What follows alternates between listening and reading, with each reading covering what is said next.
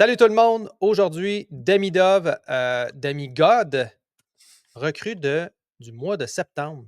On en parle maintenant. My J'arrive de mind is taille. playing games with things I can't believe. Fake news coming up my screen. Gold dust over everything. Flip through and I see your face. Cover up with pixelates, À but peu you're près. so lovely in reality. Salut Julien, comment ça va? Yeah, salut Serge, en forme, ça va bien toi? Oui, ça va bien. Salut la gang. Aujourd'hui, Demidov.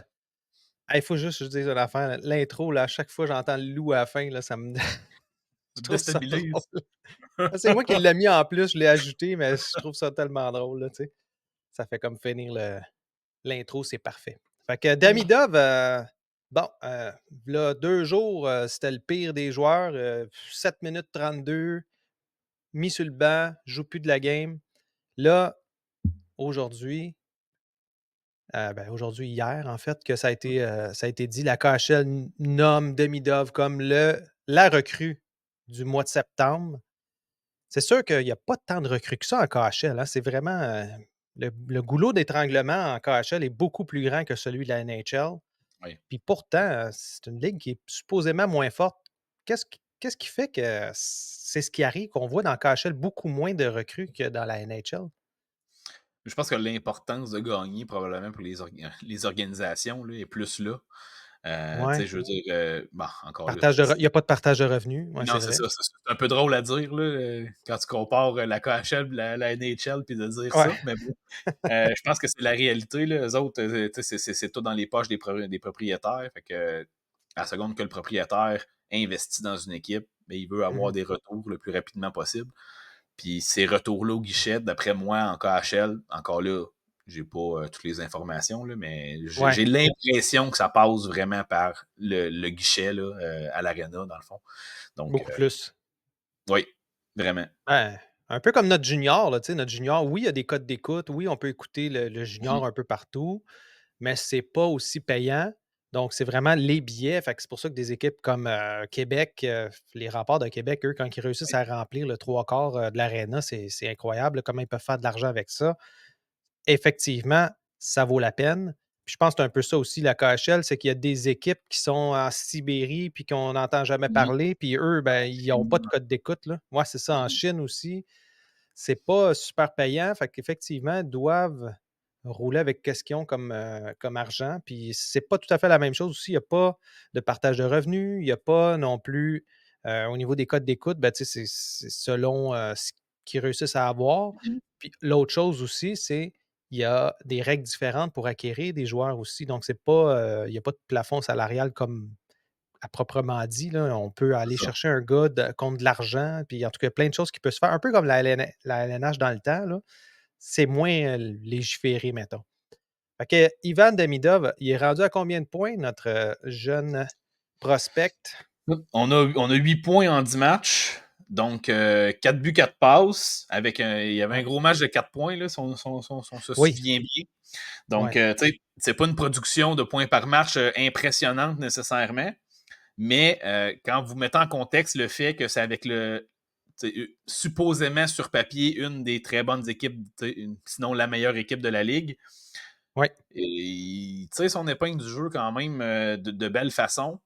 Euh, Est-ce je suis que d'accord. ça l'arrive qui est benché justement ou qui finit par ne pas jouer une période au complet? Puis oui, ça l'arrive parce que s'il fait une erreur, ben c'est comme ça que ça se passe en cachette. Donc, s'il fait une erreur coûteuse qui coûte un point, ben, automatiquement, l'entraîneur, probablement qu'il ne fera plus confiance du match. Tu sais. Est-ce que ça Ouais. va l'empêcher de le replacer en avantage numérique le match d'après s'il y a une bonne séquence? Ben, la réponse est non. Fait que ça va, justement, ça va être un peu particulier de suivre son chemin cette saison. Mais, Ouais. regardez, malgré tout, se retrouve la recrue du mois. Donc, en tout cas, C'est il y a excellent. quand même des bonnes nouvelles à travers tout ça.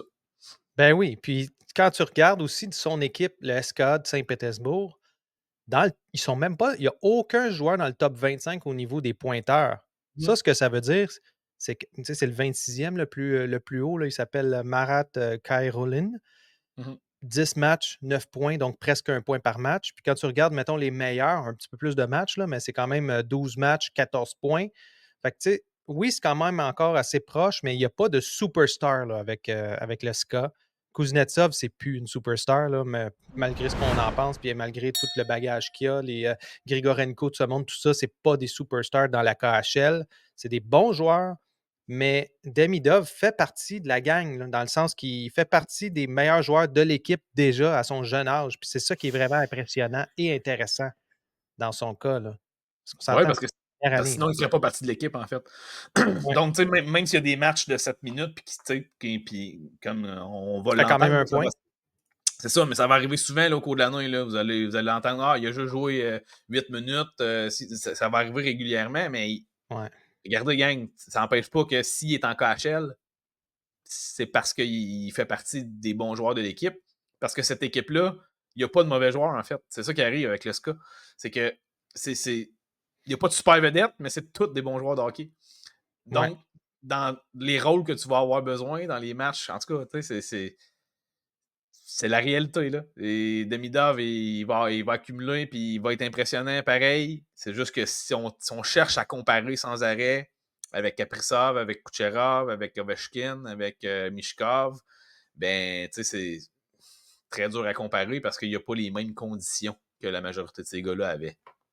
Ouais, puis tu sais, c'était un peu ça que moi, j'avais comme réticence avant la saison. C'est j'avais peur que un gars comme Demidov soit mis de côté beaucoup plus souvent Oui, qu'à son tour, là, dans le sens que s'il joue 5 minutes par match ou puis qu'il saute un match sur deux, pourquoi tu le fais jouer là? Au niveau de l'amélioration, ça va être très difficile. Au niveau des statistiques, ça va être difficile aussi de voir un peu l'évolution. Versus là, moi, j'ai aucun problème. Là. Je suis content qu'il gagne ses galons dans cette ligue-là en ce moment, comment on peut voir comment il se développe. La seule chose que je trouve plate, par contre, c'est que j'aurais aimé ça, avoir la Russie dans les juniors pour pouvoir le voir avec d'autres juniors d'à peu près son âge pour vraiment voir la différence entre les joueurs canadiens, les joueurs américains et lui, oui. ce qui n'arrivera pas. Mais toi, là, ta manière tu vois ça là, en ce moment, là, est-ce que tu penses, moi, j'ai déjà ma réponse, là, mais est-ce que tu crois qu'on parle d'un premier trio, d'un deuxième trio à son arrivée, quand tu regardes comment il se développe en ce moment? Ou même un troisième trio, là, je ne sais pas. Ouais, ben, écoute, là, moi, de ce que j'ai eu l'occasion de voir en ce moment, c'est le type de joueur qui peut s'adapter à peu près n'importe quoi, j'ai l'impression. Tu sais. Fait que dès que tu vas faire, dès que tu vas avoir un joueur qui va être assez complet près de lui, Ouais. je crois que les deux vont en bénéficier rapidement, dans le fond. Donc, je ne serais pas surpris là, de le voir se greffer directement au premier trio en commençant, là, selon, bon, bien entendu, là, est-ce qu'on veut vraiment tout lui donner, tout cuit dans le bec, là, ou on veut qu'il gradue des échelons. Mhm. C'est un peu deux mentalités différentes. Là. Mais Ouais. de ce que je vois de Dak jusqu'à présent aussi, je pense que les deux matchs sont bons, en fait. Là, fait que je ne serais pas déçu là, de le voir avec un ou l'autre. Mais clairement, j'ai l'impression que déjà avec Suzuki, ça pourrait fonctionner. Là. Puis, c'est parce que là, on ne sait pas comment la saison va se passer du Canadien, là, mais Mhm. quand tu penses à Suzuki Caulfield, Slavkovski qui est avec eux en ce moment, Dak qui n'a pas vraiment de compagnon en ce moment de duo, Ouais. là, si on veut. Là. On peut dire que New Hook, il l'est, mais est-ce que juste New Hook, Dak, ça fait un duo assez fort pour Mhm. justifier d'être sur la deuxième ligne? J'ai pas l'impression. Un Demidov qui vient se greffer éventuellement à ça, je pense Ouais. qu'il déloge facilement Laine, mais je pense qu'il déloge aussi un Caulfield, là, dans son style de jeu, Ouais. dans son intelligence au jeu. Mhm. J'ai l'impression qu'il, dès la première année, pourrait. Mais là, le problème, c'est pour garder la chambre ensemble, Ouais. tu ne peux pas vraiment le pousser là, puis tout de suite rétrograder un Caulfield sur une deuxième ligne. Donc, j'ai Ben, écoute, l'impression que ça va être dur. Seb, t'as pas tort, là, mais ça dépend toujours de ce qui se passe cette saison. Tu sais, Ouais, Fait que, si jamais Caulfield et Dak se trouvent une synergie quelconque au cours de la saison, ben écoute, ouais, tu viens de résoudre ton problème instantanément. Là. Fait que, tu sais, je comprends ton point. Je pense que tu as raison dans ce que tu apportes et tu dis. Sauf ouais. qu'il nous reste quand même une saison d'expérience, disons. Là. on espère que ça soit pas une saison d'expérience au complet et qu'on va compétitionner, là, mais je veux dire, tu sais, ça fonctionne peut-être pas à plein régime indéfiniment, ce premier trio-là chez le Canadien. Non, il y a Donc, toujours des hauts et des bas, là. c'est C'est ça. sûr que Puis, tu sais, Suzuki nous a prouvé que malgré ses belles compétences et sa progression, ça reste un joueur de séquence au niveau de sa production offensive. ouais, quand même. C'est ça, là, il y a des creux de vague, là, Suzuki, quand même. Donc, Ben, est-ce que c'est tu sais, la motivation? C'est-tu à un moment donné, dans son cas, là, parce que faut jamais oublier une chose, là, Suzuki est arrivé dans une année, ben, dans les années où ça a tombé, tout a tombé, là. Fait que lui, il a ouais, vécu un petit peu là avant quand il avait des séries. Puis ouais, là, il voit pas de séries depuis 3-4 ans, là. Ça doit être démotivant pour un joueur. Puis en même temps, il a la responsabilité de son équipe de garder la motivation à son maximum, mais il y a ouais. juste un trio. Là, cette année, on pensait avoir 2 trios, potentiellement qu'il va en avoir 3 trios, 2 trios, mais ça va être difficile là, au début de la saison, là. C'est pas un Dak, Newhook puis, Mhm. Roy, mettons, là, qui va changer la donne en termes de production, d'après moi, là. Dak, Ben, lui, va en amener, là, mais plus en power play que d'autres choses, là. oui, mais tu sais, ce qui a été discuté beaucoup, c'est d'essayer de justement tomber avec des duos pour avoir 3 lignes plus compétitives. Tu sais. Donc, Ouais, faudrait peut-être pas être surpris de voir ce modèle-là adopté rapidement. Si je peux. ouais, Tu ouais, sais, ouais. d'après moi, tu sais, le premier trio va commencer tel quel, là, mais vu les Mmh. circonstances, je crois que ça va décaler. Puis, tu sais, justement, ça va permettre probablement à faire des expériences pour voir vraiment, OK, Demidov, quand il va arriver l'an prochain, est-ce qu'on veut davantage le voir avec Dak parce que Dak apporte une touche offensive supplémentaire à celle de Suzuki Mmh. ou l'inverse, on veut l'apporter avec Suzuki parce qu'on croit que Demida va pouvoir apporter Slav et Suzuki à un autre niveau. Donc, tu sais, c'est ça. Slav et Dak, là, rendu là, Aussi, moi, ça, tout ça, peut me ça, ça surprendre, là. semblait bien aller l'an passé, ces deux-là, Seb. Ben, c'est ça, là. C'est parce que là, tu vas avoir, ben, évidemment, Dak, Slav, on les a pas vus longtemps ensemble, là, mais ça fonctionnait super bien. Cette année, au camp, on a vu un petit peu plus Dak que Suzuki, mais Mhm. je trouve que Dak il a très bien joué pour les nombres de minutes puis les matchs qu'il a joués en ce Oui. moment. Fait que j'ai l'impression que Dak, à part si tu sais, une commotion ou quoi que ce soit qui arrive ou quoi, peu importe, là, j'ai l'impression qu'il pourra avoir une très bonne année. Puis s'il a une très bonne année, je ne dis pas de challenger tout de suite Suzuki, mais éventuellement, il va avoir la question à se poser qui est le premier centre entre les deux? Est-ce que c'est Mhm. ton capitaine ou est-ce que c'est le gars qui a été choisi troisième dans son rang de repêchage, là, quand même? Là? Mais C'est non, pas rien. mais Là.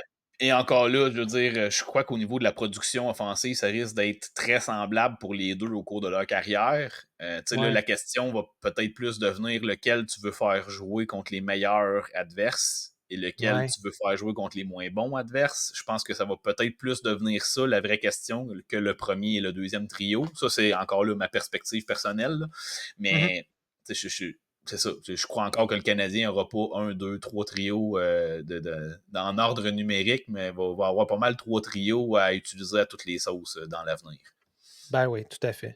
Fait que Demidov, ben, histoire à suivre parce que là, en ce moment, déjà, il est à 1 point d'être le meilleur marqueur de son équipe.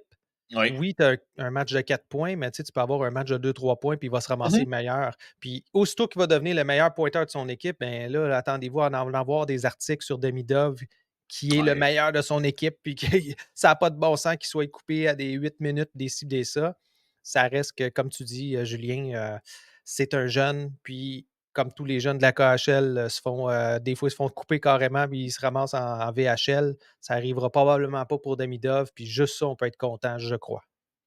Oui, vraiment. Puis, tu sais, l'expérience qu'il a là aussi, tu sais, le talent de joueur avec qui il joue, justement, là, on a parlé de Kuznetsov tantôt, Mmh. mais Ouais, il y a aussi D'Angelo qui vient d'arriver en défensive, là, puis si vous avez l'opportunité d'avoir vu ses buts, ses points à demi-d'œuvre, ben écoute, là, un beau franc-jeu, une passe directe à la palette à demi-d'œuvre de D'Angelo parce que justement, il était démarqué puis à la bonne place. ouais. Mais écoutez, là, ça va lui donner autant des opportunités à lui qu'au reste de l'équipe là, de pouvoir se démarquer avec des joueurs intelligents comme il a la chance de jouer là, au niveau offensif, du moins. Ben oui, certainement. Puis, j'ai une question dans le chat, là. Pour ceux qui sont en live, la Oui. gang, pour être en live, c'est pas compliqué. Mercredi midi sur Patreon, YouTube, si vous êtes membre. Donc, vous vous abonnez. Puis si vous êtes membre, ben, à ce moment-là, le mercredi midi avec nous autres, vous pouvez venir poser vos questions. J'ai une belle question, là.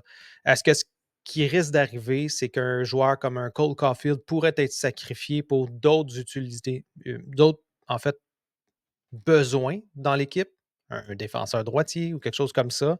Puis à ce moment-là, ça libère le champ un peu plus à des Newhook, Roy, Hage et autres en réalité. Donc la transaction pourrait peut-être venir dans l'équipe pour un Cole Caulfield. Puis à ce moment-là, ben, il n'y a plus de débat. Là.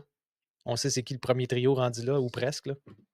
Écoute, c'est certain, sauf que là, tu sais, moi, ça me ramène à ton point que tu as mentionné au niveau de la chimie d'équipe. Je pense que c'est ça, Ouais. que c'est là que tu vas faire mal si tu fais des gestes comme ça. Et c'est là que tu risques de faire mal si tu fais trop d'additions trop rapidement aussi. Donc, je pense que c'est une des raisons pourquoi on était si excités de voir Patrick Laine arriver.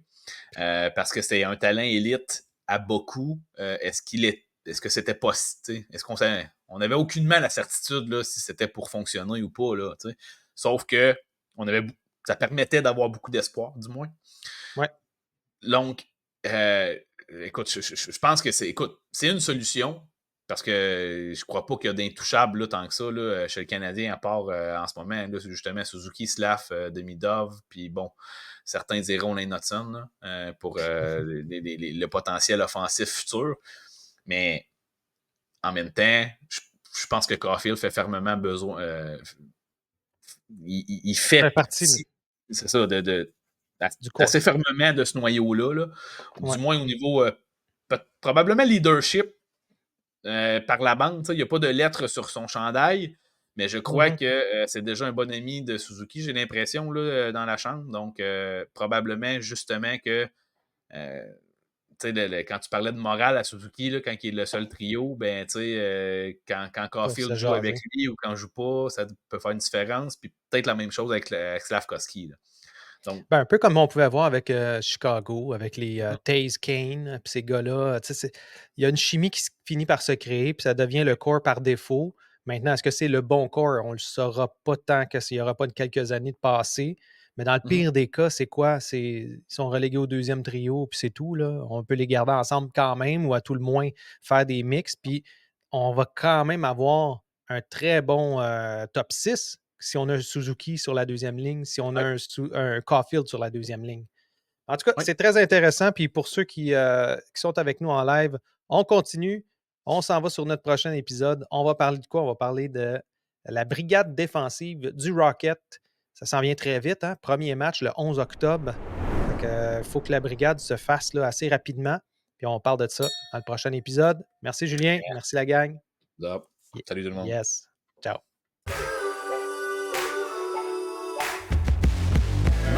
Just playing games with things I can't believe. Fake news coming up my screen. Gold dust over everything. Flip through and I see your face. Cover up with pixelates, but you're so lovely in reality.